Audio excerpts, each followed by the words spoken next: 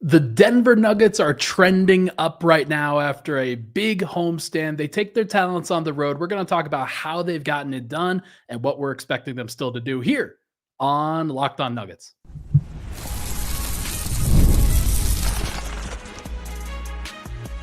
You are Locked On Nuggets, your daily Denver Nuggets podcast.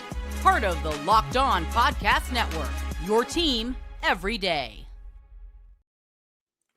Welcome to the Locked On Nuggets, your daily Denver Nuggets podcast, part of the Locked On Network, the number one sports podcast network, your team every day. Thank you so much for being here, being an everydayer on this show. We always enjoy hanging out with the folks, especially here on a Sunday night as we kick off the week with no Jinx. He is Matt Moore at HP Basketball, does the Denver Dig, Substack, the Action Network, Hardwood Paroxysm, Fansided, You Bet, and the Bet Stream, and just everything under the sun. And I am Ryan Blackburn on this side of things. Pickaxe and Roll, Mile High Sports, you name it, I've got it. Thank you so much for tuning into the show. On today's episode, Matt, we're going to do Jinx of the Week as we've been doing to start every single week. We're going to preview the week. We're going to talk about the next steps for the Denver Nuggets after they've gotten off to a really nice start. But first and foremost, we are going to do the most positive and maybe some negative observations at the beginning of this season. Matt, how's your Sunday night been so far? Good. I didn't do anything because we had so many home games this week. I spent Saturday and Sunday.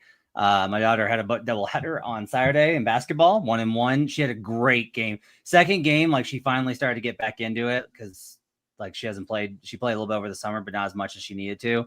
But the best part was she was doing all the stuff that I really care about, which is she was having fun and she was going after loose balls. And she was like telling teammates like, hey, great job, giving high fives. And I was like, yes, that right there. Yes. So I was very excited. Other than that, I did nothing this weekend.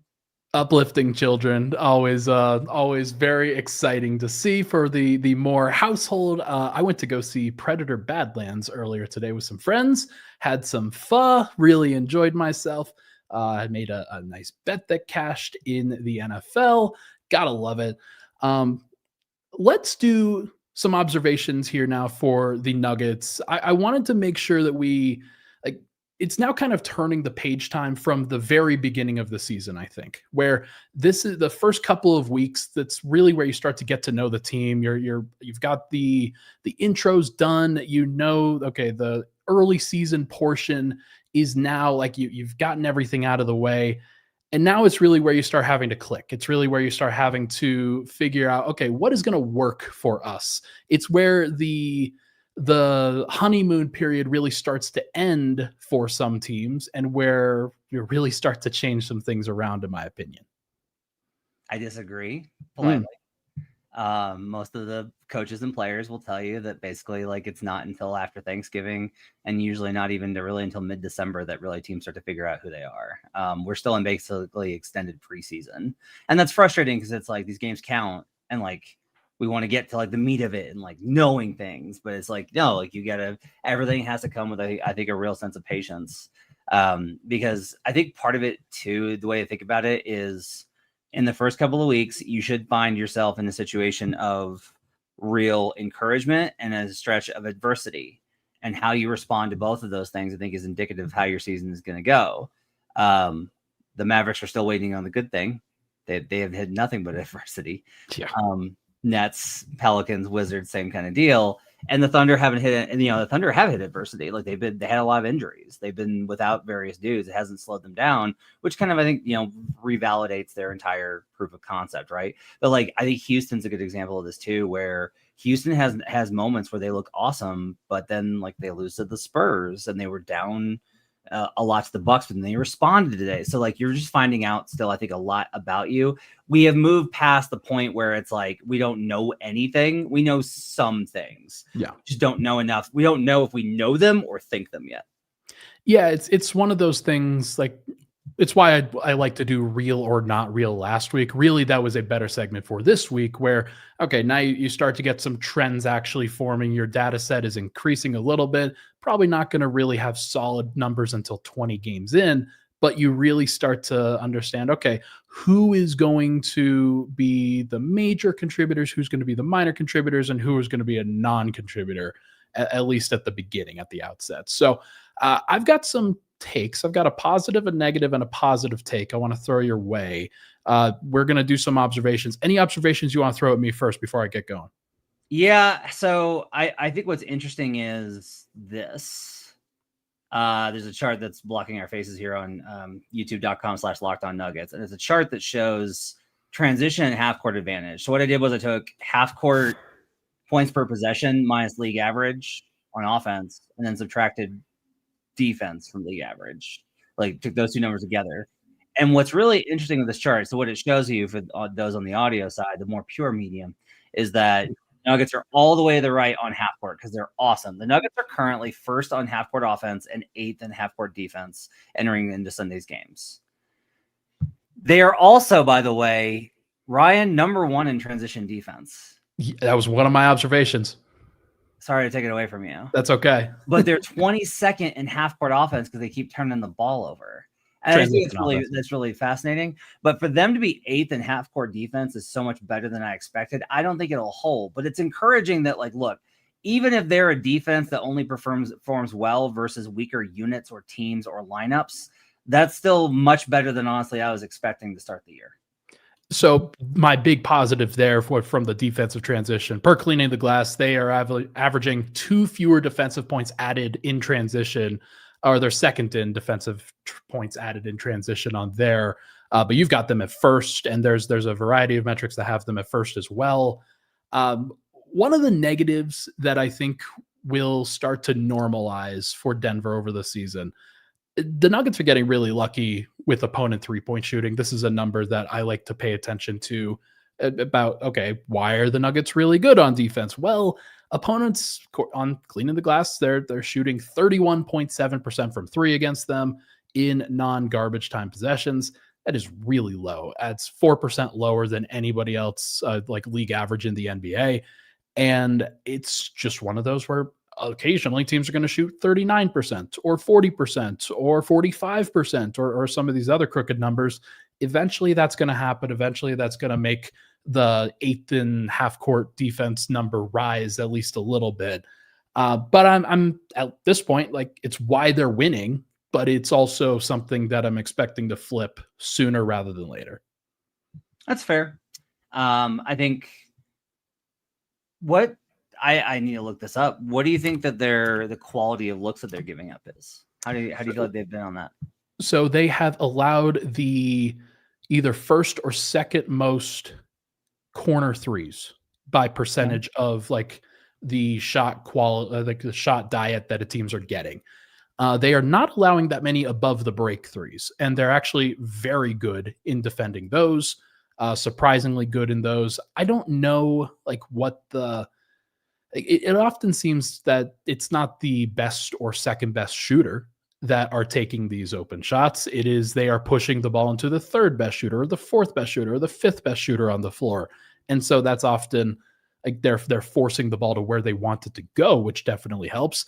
I just know that when the competition rises, the number of shooters on those teams generally increases, and they're probably going to get hit with some crooked totals at some point. Mate, that seems fair. What's something positive you noticed?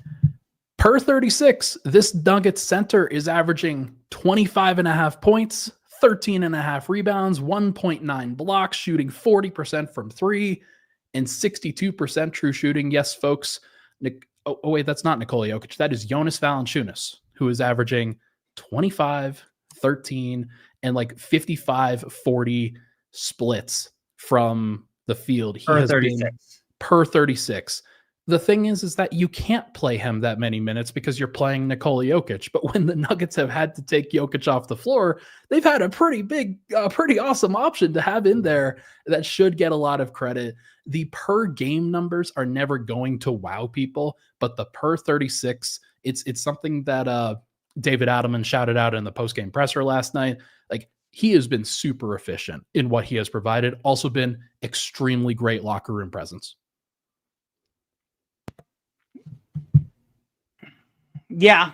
I like the fact that you can just kind of give the ball to Jonas in certain matchups, and it's like, oh, baby hook, baby hook, baby, like he can just like fill possessions. Some of that is also, we kind of talked about this with Jamal, that just giving him the opportunity where he doesn't have to be running around all the time, where it's like he can take some possessions off offensively. If he's going to play the minutes with a stagger unit, that's really helpful. Like that's extremely helpful for getting through the regular season, is just having possessions where it's like, nope, just going to get the ball to the big fella and I'm going to chill out and he's going to score on this rookie center that they got going out there now. And this homestand has moved it to where they are plus 1.9 in the Jonas minutes. They are winning the non-Jokic minutes. This is not a drill. It's crazy. It's awesome. Like that's exactly what you want to see. Will it hold going forward? We'll see what happens, but it is an early season trend that has helped the Nuggets be a very good basketball team. Okay, let's take a break. When we come back, we're going to talk about what the next step is for the Nuggets. What are some of the next things that they can do to make themselves even better? We'll talk about it next here on Locked On Nuggets.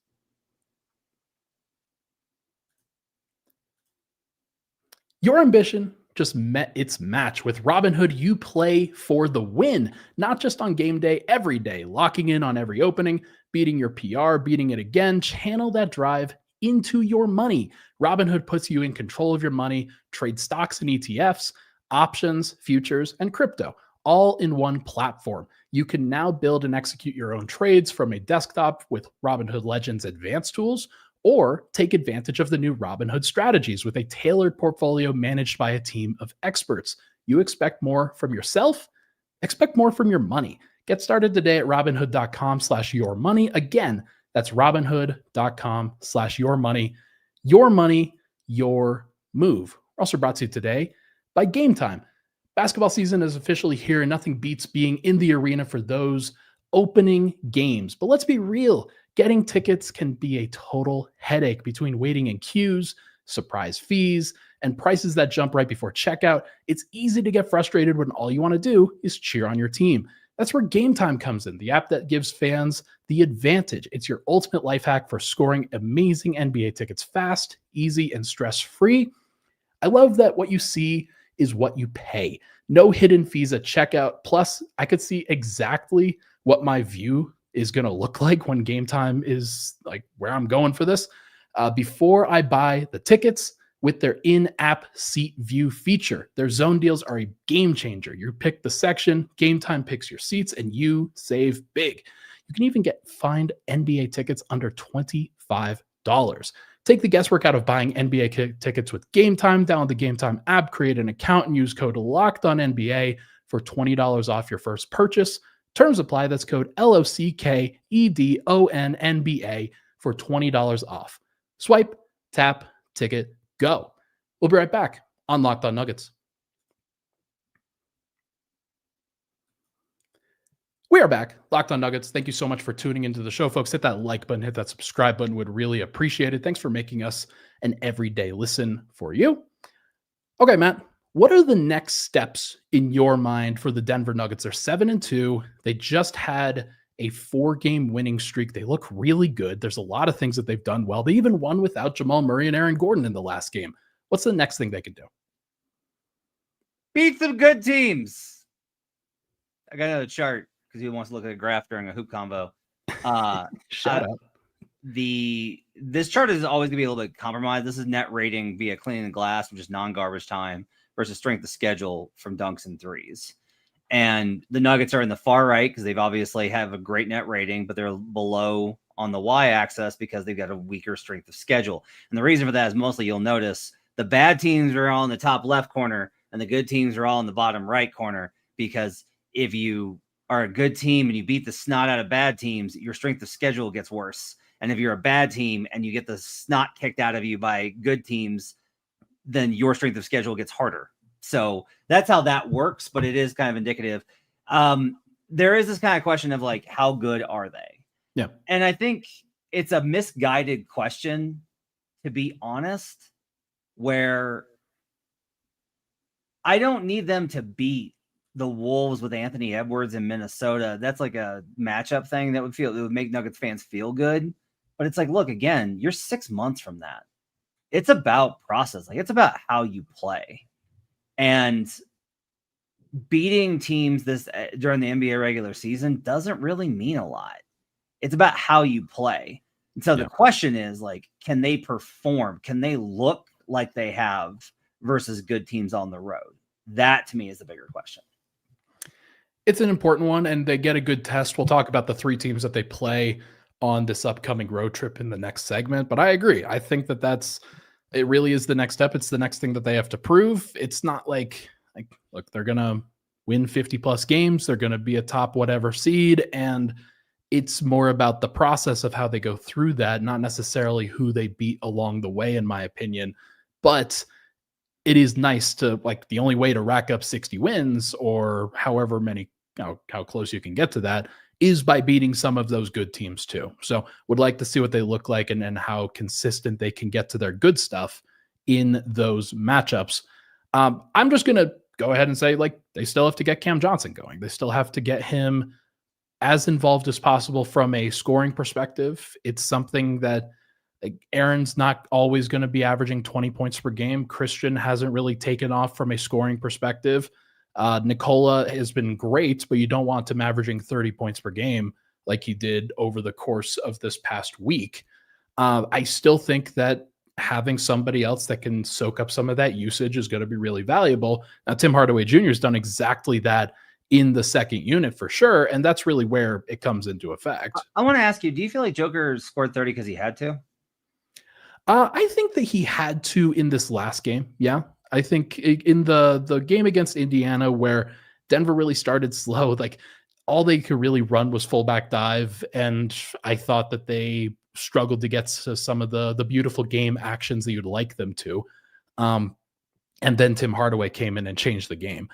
But I do think that, yeah, he felt like he had to. It doesn't always feel like he's going to have to, but if you want to get some of those wins against those good teams, I think it's going to become more evident in those situations. Yeah.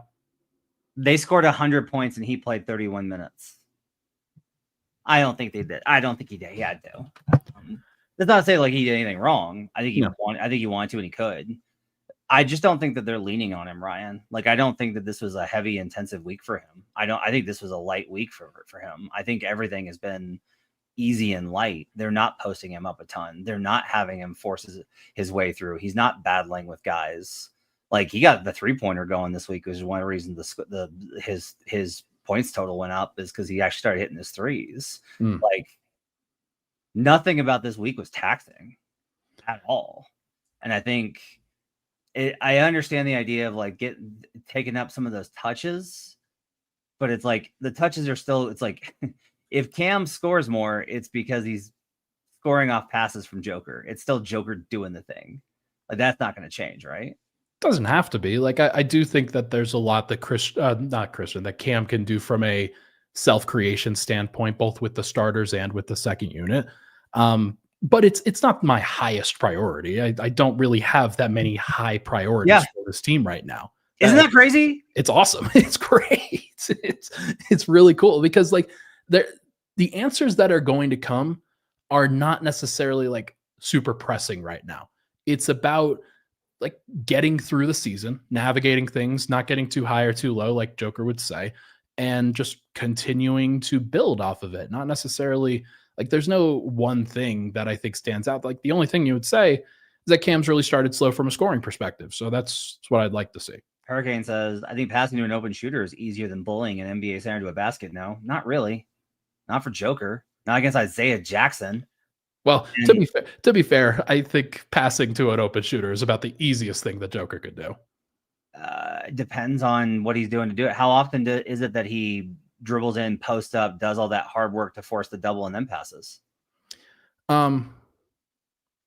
Instead of that, it's like you're taking a shot instead of passing is what you're talking about. Yeah. It's like, it's the same stuff. Like, I just part of this is caused by like what I imagine Joker would say about these things. And he'd be like, still work. It's not like I'm just standing there and throwing the ball. I don't just like stand there and wait for them to forget a guy, right? Like, you have to force them open.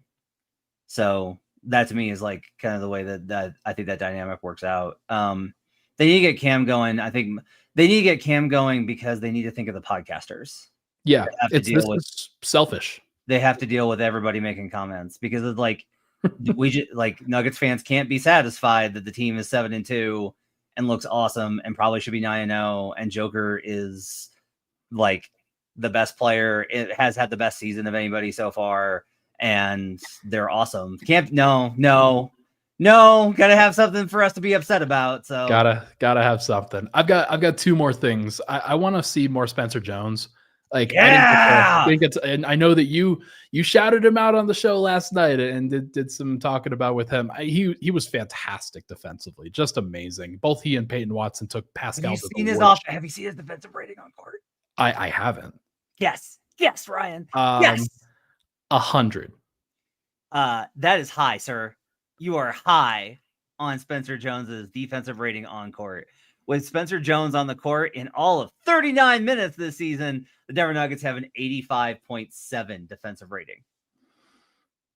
I would like to see more Spencer Jones. I think that he's really good at defense.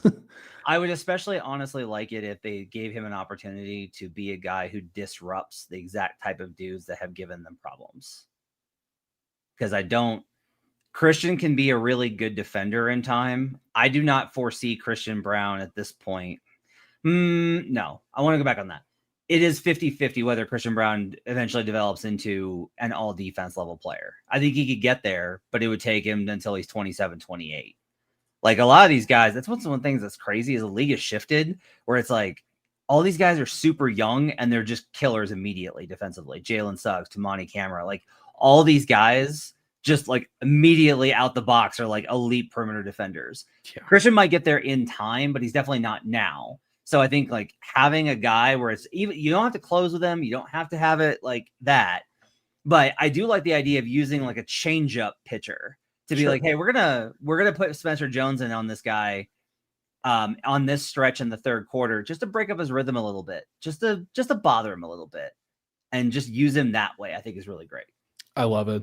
Just want to respond to this from Leto Man real quick. I've been parading this point on various Nuggets chats. I think Big Val is underutilized, being reduced to a screen setter for Jamal and cleanup duty in the second unit. I do not agree. Jamal has a lower usage rate now than Jonas Valanciunas. Just straight up. There's a stat. Just straight up. And I do think that Jamal has been consistently looking to feed Big Val whenever he can. He just got really hot from three. I will say this. We gotta. This is not like I think your point stands. But one thing I wish that the NBA's got to get better at, like we need a new usage metric. And it should be touches, but honestly, the only problem is usage doesn't track assists. Yeah. And so it just doesn't account for the things that we kind of like. If you say that, it makes you think of like, how often do you have the ball? And that's not what it tracks. Right.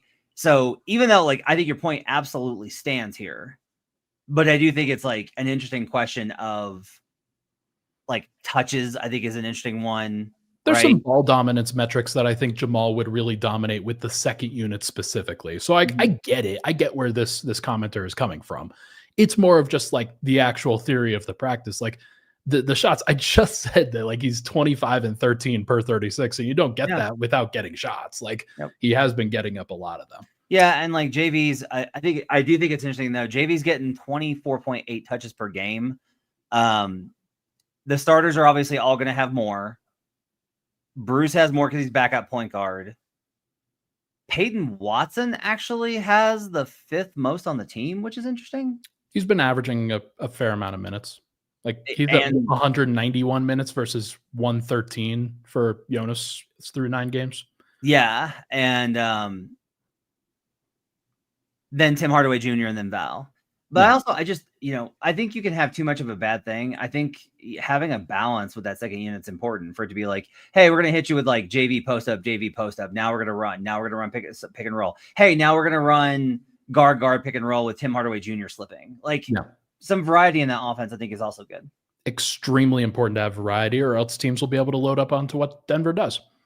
Okay, let's take another break. When we come back, we are going to discuss the upcoming 3-game road trip that the Nuggets have. Plus, we'll do a new Jinx of the Week. We'll be right back here next on Locked On Nuggets. The NBA is back, and there's no better place to get in on the action than FanDuel, the official sports betting partner of the NBA. Even if you miss the start of the game or want to ride the hot hand, FanDuel has live bets on everything from who will score next to fourth quarter comebacks. Plus, you can even combine your live bets into a same game parlay for a shot at a bigger payout. I did a 5 out of 7 parlay earlier today with some of the games and was very upset at the New York Knicks because they would not pass the ball to Mikal Bridges, who was unbelievable and got up 8 shots. They blew out the Brooklyn Nets, who are sad. Games pretty exciting, especially when your team is making that late push. Right now, FanDuel is giving new customers $300 in bonus bets when your first $5 bet wins. So head on over to FanDuel.com to sign up and play your game with FanDuel, the official sports betting partner of the NBA. We are also brought to you today by Doer. Always excited about Doer. They're the new jeans.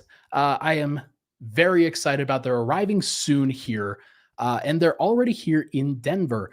I've heard the most amazing things about these jeans. Really excited. I know Matt's got a pair. Very excited to get into a pair myself. I cannot wait. The Doer jeans have 5 times the stretch of traditional denim, and they are made of CoolMax material that regulates your body temperature and wicks moisture away, keeps you cool and comfortable as your temperatures change. That's important for a big guy like me. I always overheat when I've got like various jeans on, so it's really nice to get something that's actually like geared towards my needs. Designed to look great, stay comfortable throughout the day, no matter what you are doing. Simply put, Doer makes the world's most comfortable pants without sacrificing style. Trust me, once you try these, they'll be your go-to. And you can check out Doer in store here in Denver. It's at 2621 Larimer Street. Pick a pair up for yourself or as an amazing holiday gift. Mention our promo code LOCKEDONDenver in store, or again, get 15% off your first order, or check them out online at shopdoer.com/LockedOnDenver for 15% off. That's shopdoer.com/LockedOnDenver. We'll be right back on Locked On Nuggets.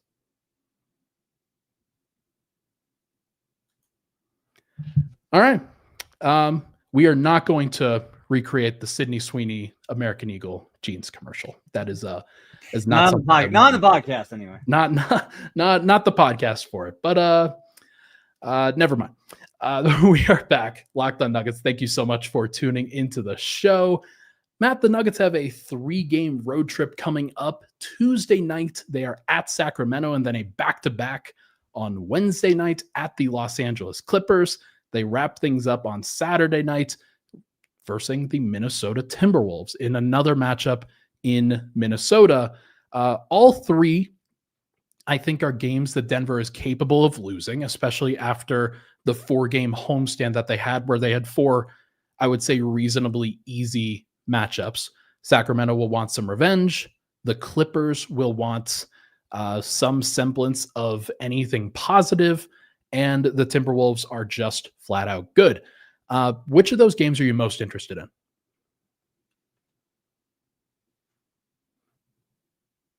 Clippers.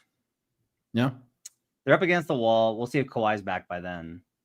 What's wrong with Kawhi? Do you know? It's an ankle. He rolled his ankle. Okay. So, which, he could come back tomorrow. He could be out until 2028, and you just never know. And you won't tell anyone either. That's the fun part with Kawhi, is you'll never, the coaching staff will just find out 30 minutes before the game. Hey, I'm going to play.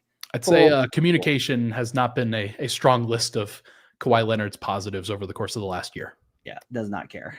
So, yeah, I think that Clippers game is really interesting. I mean, look, the Wolves game is obvious. Yeah. Right? Because Ants, knock on wood, get me back for that. That's a big one, because if Denver wins that game, guess what? That's 2-0 with both games in Minnesota. That's massive for tiebreaker. That's huge. That is a big freaking deal. The Clippers and Wolves, or the Clippers and Wolves games are both big for tiebreaker. These games are going to matter when we get down to April. When we're breaking down all the scenarios, there's a very good chance this matters. Maybe not with the Clippers. They might just be torched. But that Clippers game, I'm very curious just to see what their approach will be. It's off day in LA and then playing the Clippers. That one's probably the one I'm most interested in, especially with how Zoo has the success that Zoo's had in making Jokic a little uncomfortable. No real off day in LA, I will say. So they've got Tuesday and then it's Wednesday 11 back. So yeah. that will save them at least a little bit, but they're still like you never know what's happening when you get off the plane. I will say that Sacramento is one where I feel like that's a pretty strong trap game. Precious Achiuwa started for Sacramento in this last game tonight against Minnesota. Obviously, they still got rolled, but they're trying to get a little bit of size without Keegan Murray. And not that I'm expecting it to work, but it just feels like a game that Denver can and would overlook in like last year specifically. Kings have always been a team where they're like, okay, the Kings. And they would do that intentionally to Michael Malone sometimes. But I do think that there is potential for them to go 0-3 on this trip. I'm not saying that they will.